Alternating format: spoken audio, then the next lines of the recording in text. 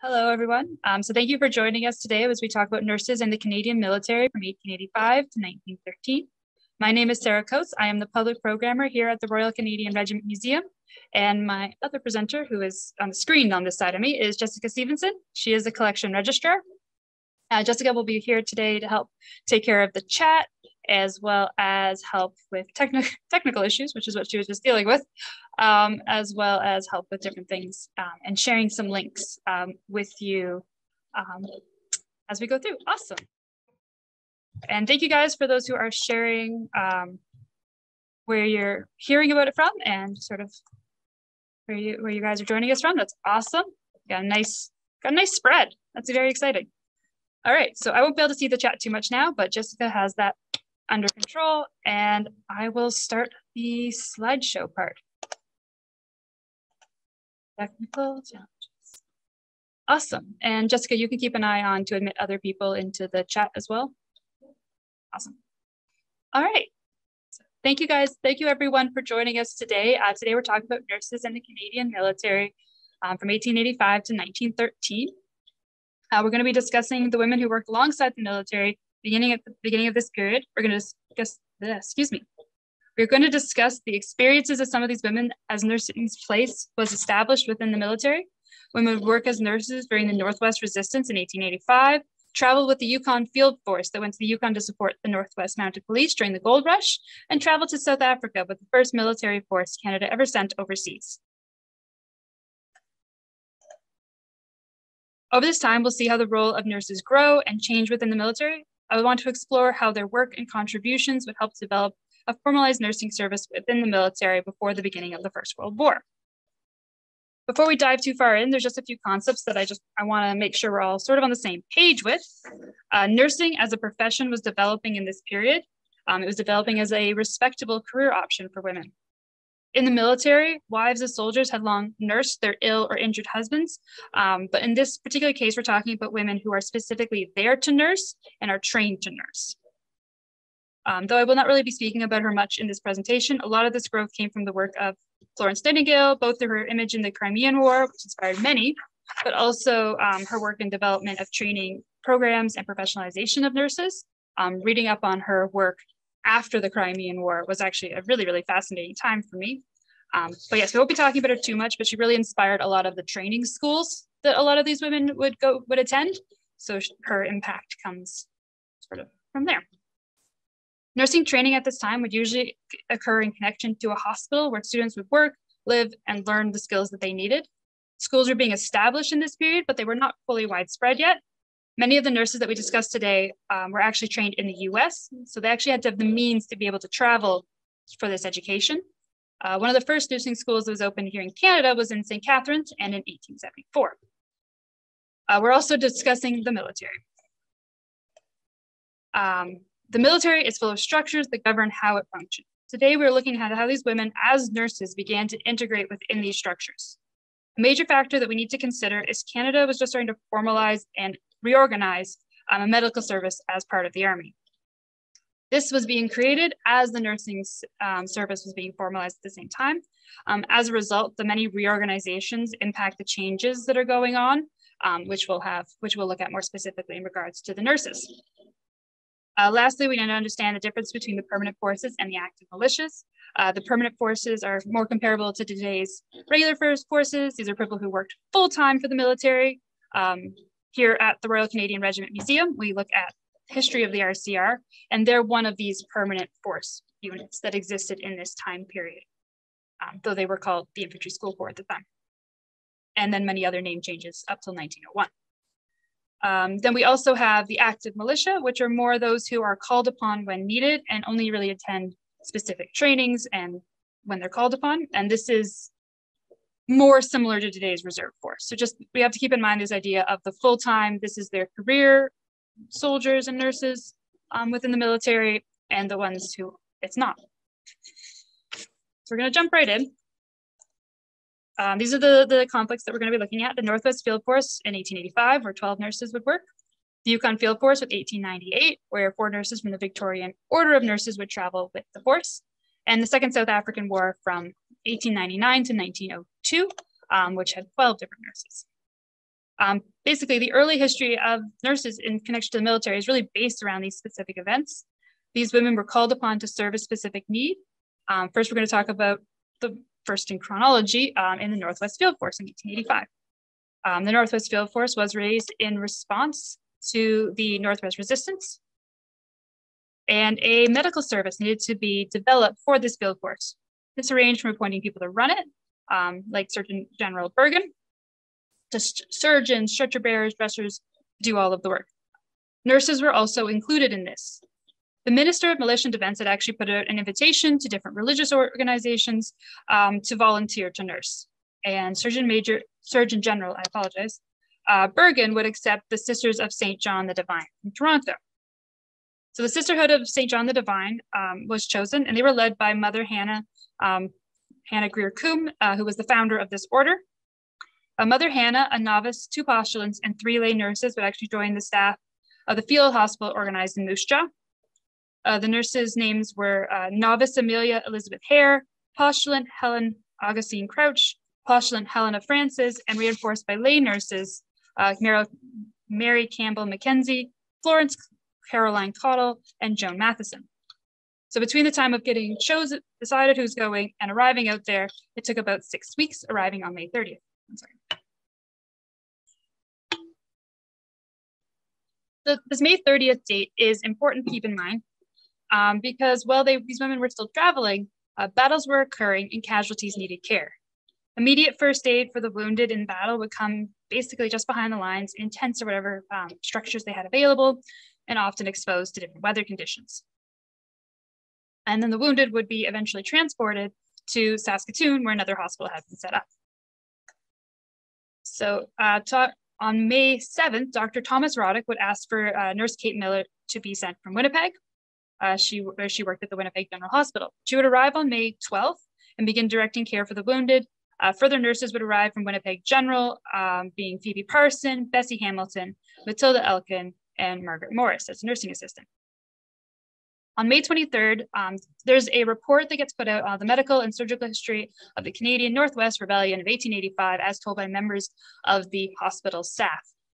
And this report, we get to study some of these day by days. And on May 23rd, you see 2 nurses, an assistant and a helper, arrived today by trail and were at once put on duty under the superintendence of Nurse Miller.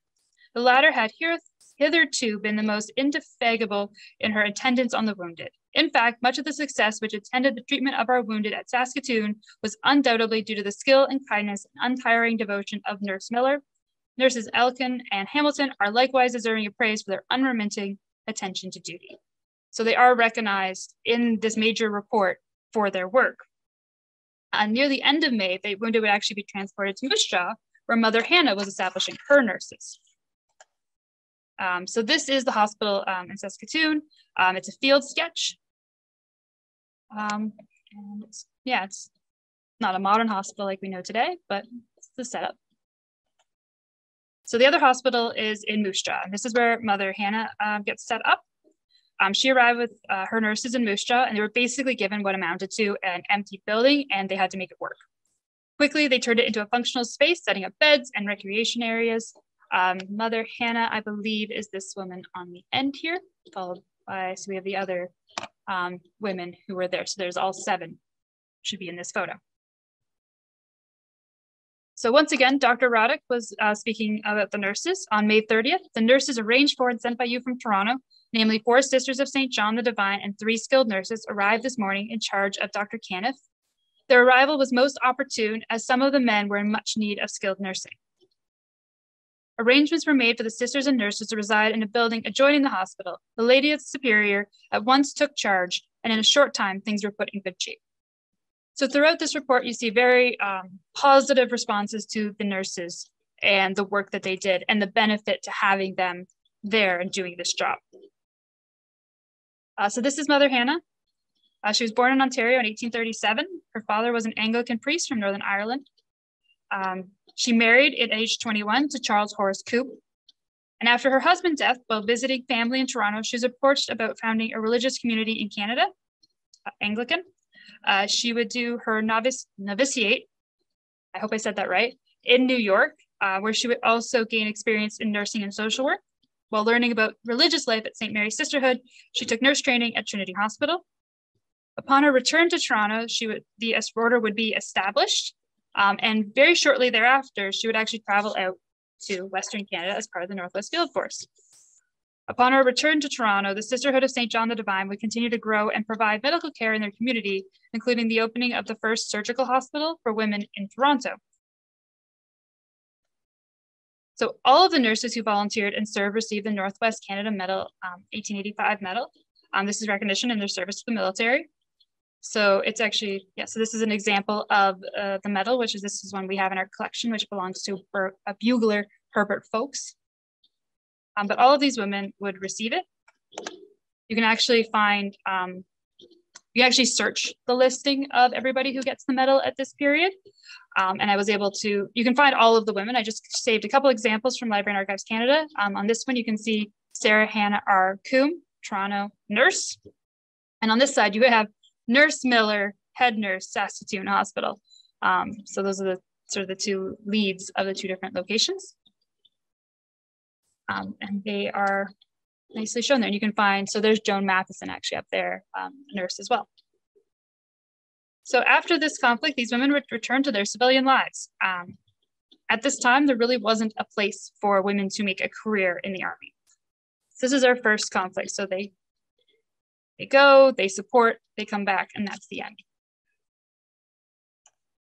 The next one we want to talk about is the Yukon Field Force. It's a bit of a gap because we're jumping to 1898. The Yukon Field Force traveled to the Yukon to support the Northwest Mounted Police during the gold rush. Thousands of people had come to the Yukon in the search for gold, and the Northwest Mounted Police would like support. 4 nurses of the Victorian Order of Nurses would travel with them. The Victorian Order of Nurses were created in the late 1890s. One of the first challenges they would look to tackle would be providing medical care in more remote areas. And the Yukon seemed like quite an opportunity. So yes, the Victorian Order of Nurses would be trying to provide medical care in a more remote areas. They provided nursing care along their long journey to soldiers who traveled with them, as well as those they met along the way, and then much more extensively when they arrived in the Yukon. 4 nurses would be chosen to go to the Yukon. Georgia Powell. I'm going to apologize right now. Georgia and Georgina are 2 names that I have some difficulty saying. But Georgia Powell, Margaret Payson, Rachel Hanna, and Amy Scott were the nurses who were sent to the Yukon. They all agreed to about a 2-year contract. We're actually very lucky because Nurse Powell actually had an account of their experiences on the trail with the Yukon Field Force published in a newspaper, which relays some of the challenges to this journey. On discussing the trail, she said, on leaving Telegraph Creek, the trail follows up over quite a high mountain, which is a pull on our breath, and a slight foretaste of what was in store for us. The trail is bad for people and very bad for packed animals. All reports to the contrary notwithstanding. From mountains to swamp and bogs whose cold, damp, swampy depths we would sink to our knees and under which ice still remains, swamps where we trample down bushes and shrubs to make footings for ourselves, and where the mules stick many times, often as many 20 down all at once, sometimes having to be unpacked to be taken out, our baggage dumped in the mud, and where the mosquitoes held high revelry. Let me just say here, for the number, size, and ferocity of mosquitoes cannot be exaggerated, despite leggings, gloves, and the inevitable veil. We were badly bitten. It was an exhausting journey, but quickly upon their arrival, they found plenty of work waiting for them. Nurse Hanna would write in her diary, with segments published in 1974 by another author, which is where we're able to find it, that when she arrived after Nurse Powell, she learned of a typhoid outbreak in Dawson. And she said, I thought back to struggling into Tellson and that I was tired. But looking back from Dawson, a nest of disease, what I would give for one more day on the trail. So this is an image of the Yukon Field Force camp as they're working their way through the trails. It was an exhausting journey, but quickly upon their arrival, they found plenty of work. Nurse Powell and Hanna would work at the Good Samaritan Hospital in Dawson, later being joined by Nurse Payson after she had worked in Grand Forks. Nurse Scott's experience was different, more directly working with the military and the Northwest Mounted Police, first at the Northwest Mounted Police Hospital at Fort Selkirk, and then the same in Dawson. So this is a quote, oops, back one. So this is a quote from a letter written by the commander of the force to Lady Aberdeen, who helped found the organization, describing the conditions that Nurse Powell was working in. This letter would end up being published in the Globe in 1898. Miss Powell is in full charge of the Good Samaritan Hospital, Presbyterian, and is worked off her feet. This hospital, although not yet complete, is overfilled with patients, nearly all typhoid cases. The hospital consists of 2 log buildings about 26 feet long and 50 feet, 1 story, and is built on a bog, ill-drained and difficult to drain. She herself lives in a small tent, and as it freezes now every night, is poor quarters for her after a day of severe and trying work. He would go on to say that the work of the Victorian Order in Boston is a great one, and the opening of a new hospital has been providential. Their presence with the force has been invaluable, as scattered as it's been for the past 3 months over a distance of nearly 600 miles. I do not know how we should have fared without them. He would go on to note that the services rendered to the soldiers during the march were treating several cases of rheumatic fever, also dressing various wounds, cuts, and bruises. So these are the 4 different nurses and sort of where they were working throughout this period. So the last conflict, oh, sorry, I have one more picture, a couple more pictures. This is actually Miss Scott in the center here, according to the captions. Now we're on to the South African War, the Second South African War. And this is the last conflict I wanted to discuss in this period. It is a fascinating topic and it is complex. During this time, the medical corps is developing and reorganizing and would continue for a number of years after the conflict. I'm going to try and give an overview of both the nurses and the changes, but it is a bit of a complex topic, so I'm going to let Jessica share a couple links in the chat. So if you want to explore it further, you'll be able to use those because it is quite a experience. It's quite a read. So here is Minnie Affleck, one of the nursing sisters in that contingent.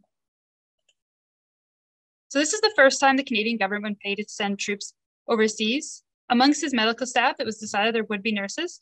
Many applicants were received, but if only a few, 4 in the first round, were chosen.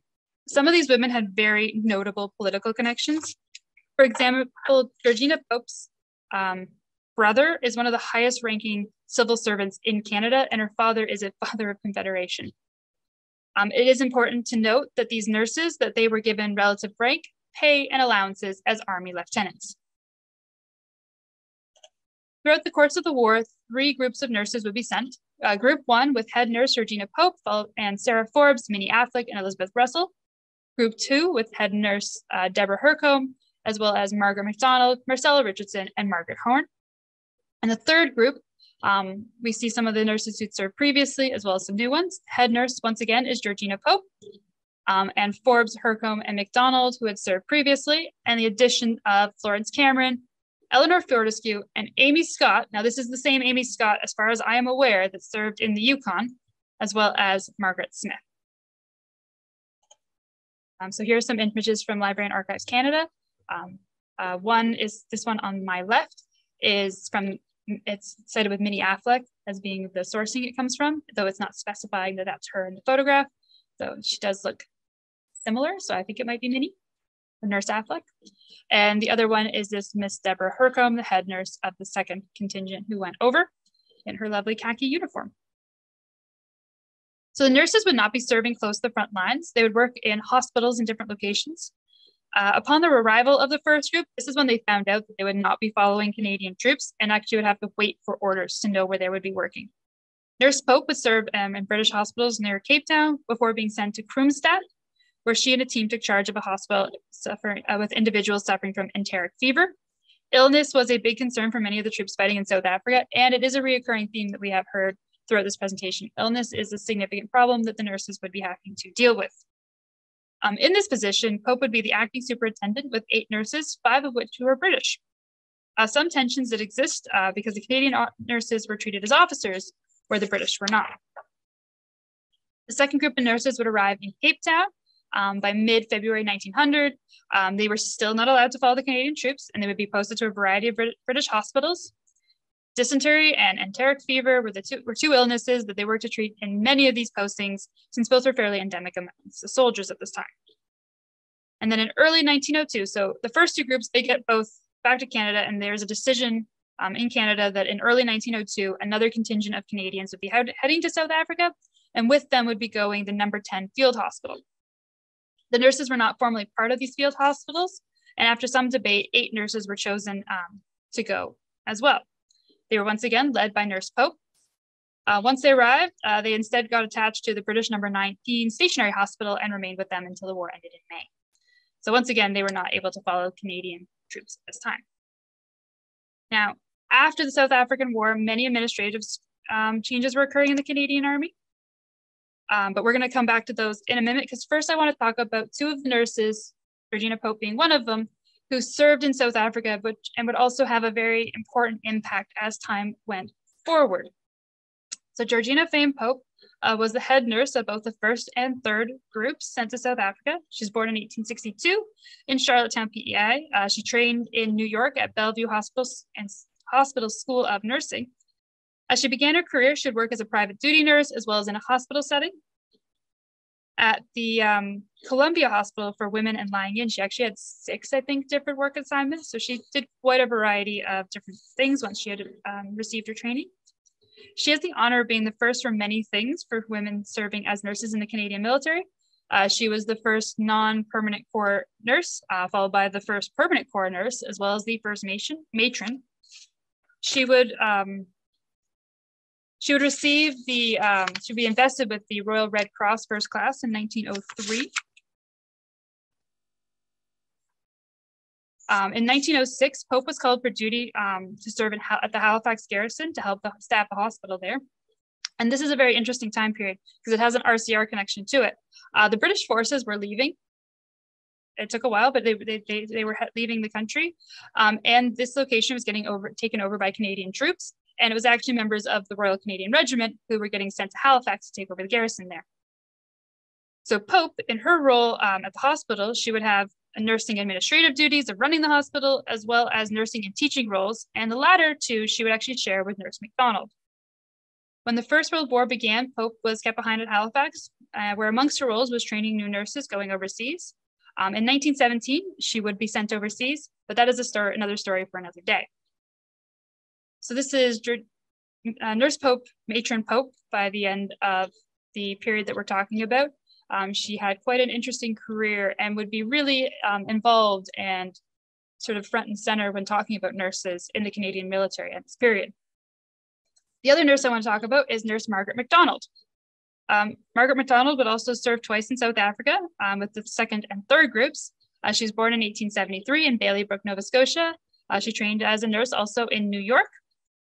When she received her training, she both worked as like a private nurse as well as a district nurse. But when the opportunity arose to work with the military, she applied. She would work with the American Army during the Spanish-American War in 1898, where she got her contract with them, I believe, in August. She would return to private work afterwards before she applied and was accepted to the 2nd round of nurses being sent by Canada to South Africa. Her father would actually vouch for her credentials to Prime Minister Laurier's Minister of Finance. Like many of the nurses who served in South Africa, she became part of the nursing service afterwards, but it was not a full-time position because it was that part of the militia aspect at this time.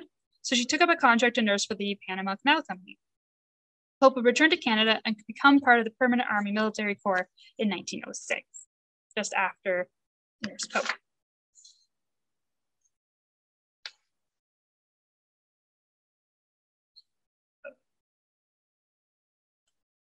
I have more to say about her.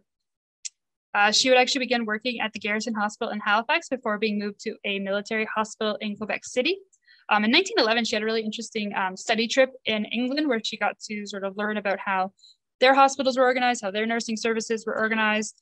And this would prove very invaluable to her because she would actually be the matron-in-chief of the cadre of nurses during the First World War.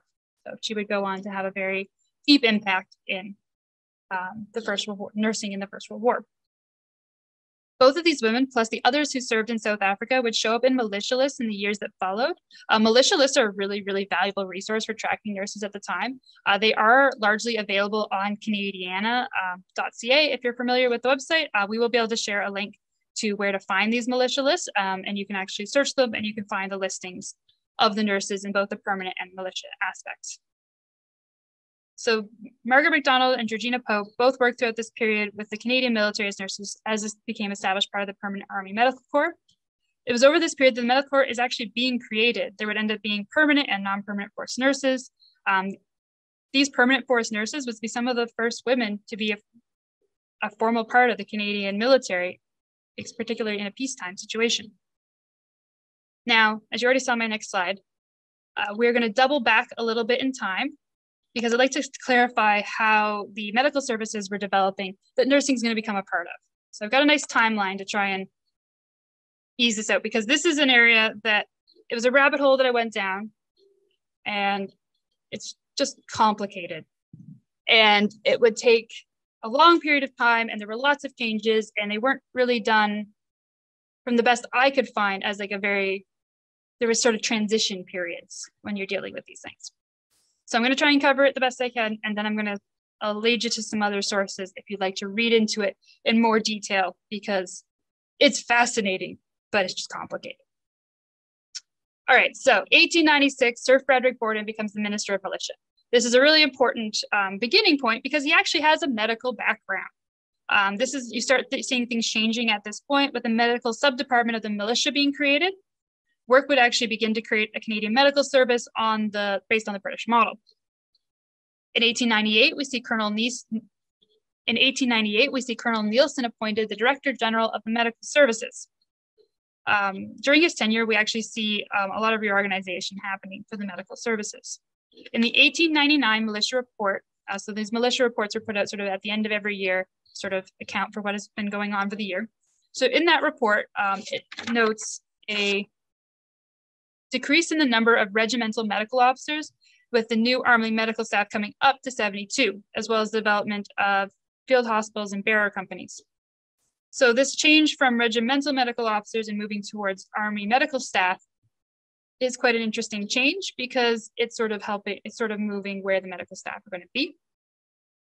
When the Second South African War began, the organization that he was working on was not complete.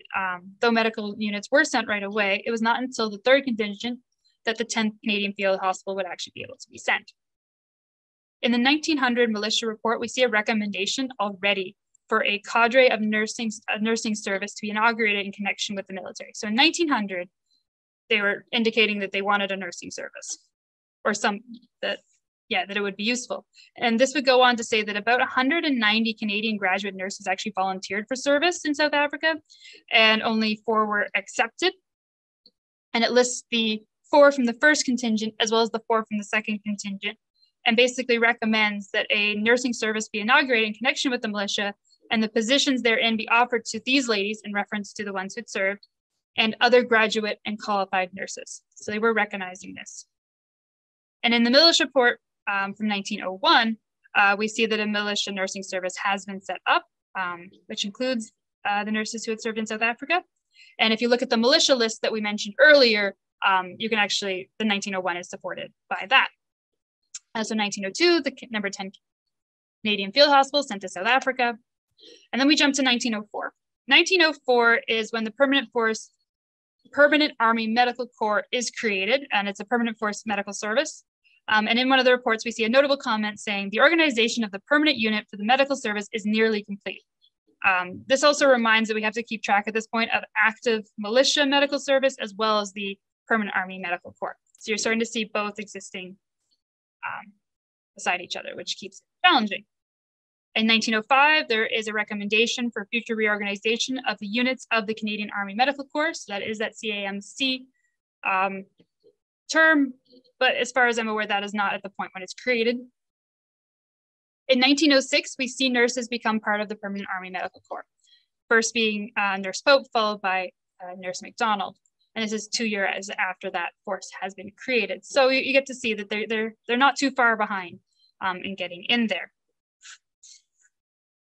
In 1908, in the report, you can tell that the nursing service is growing, 2 nurses being detailed for duty in Quebec after their qualifying course in Halifax. And as we mentioned, Nurse Pope and Nurse McDonald, before Nurse McDonald was relocated to a new location, one of the things that they would be doing is helping with this training. So these 2 nurses being referred to here were likely under at least Nurse Pope's, possibly also Nurse McDonald's watchful eye as they get trained.